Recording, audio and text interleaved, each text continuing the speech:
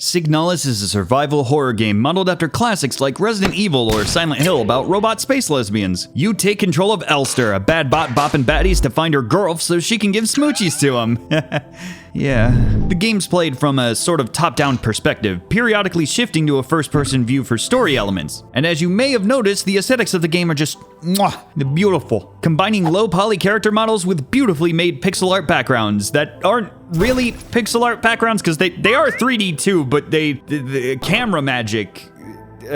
There isn't much music in the game because most of it is atmosphere and little musical flourishes. A lot of the time you'll be walking around in near silence, only broken up by the sounds of your little stubs echoing against the metal floor.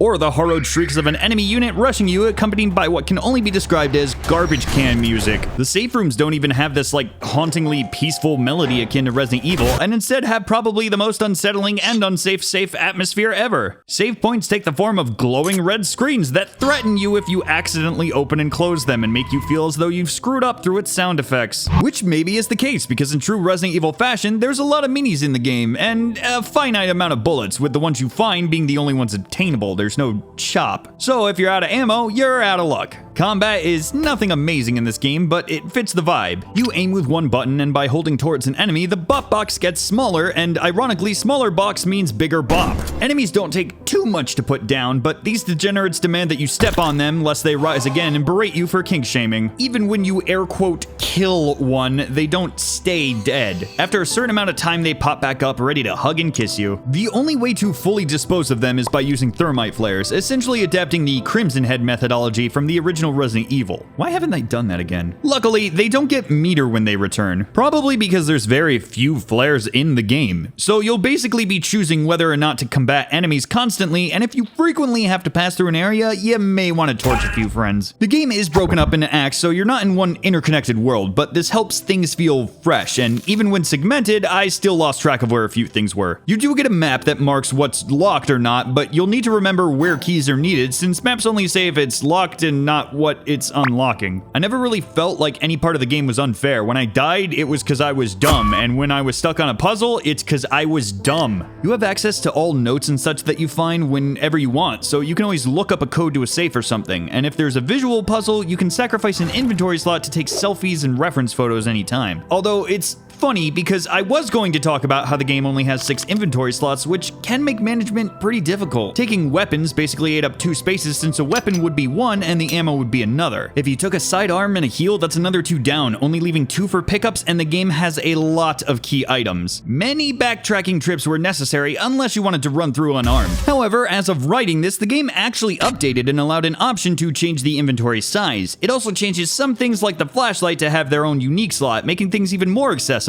And with that change, I can confidently suggest the game to any survival horror fans without needing to preface it with a big old butt. Purists can't even complain since the option to have the restrictive inventory is still there. Look at that. It says for experienced players. I'm cool. So you can always choose to play the game like I did and frequently run into moments where you find an item you want, but you're completely stuffed and have to waddle back to a red room to deposit some of your goodies. The game is fantastic if you're a fan of survival horror games. I wouldn't call the game scary per se, just mostly unsettling. I won't comment too much on the story. I did like it, and I don't really want to spoil anything. My only complaint is I kind of wish you got to see more people turn. I'm a big fan of those sort of scenes in zombie-esque media. You really only get to see it happen once and it's implied multiple times, but I don't know. Like I said, I'm just a sucker for those kind of scenes. To this day, I still remember how unnerved I was seeing Zombie Jesse in Dead Rising. But anyways, if you've been hankering for a game to scratch your classic Resident Evil itch, look no further than SIGNALIS.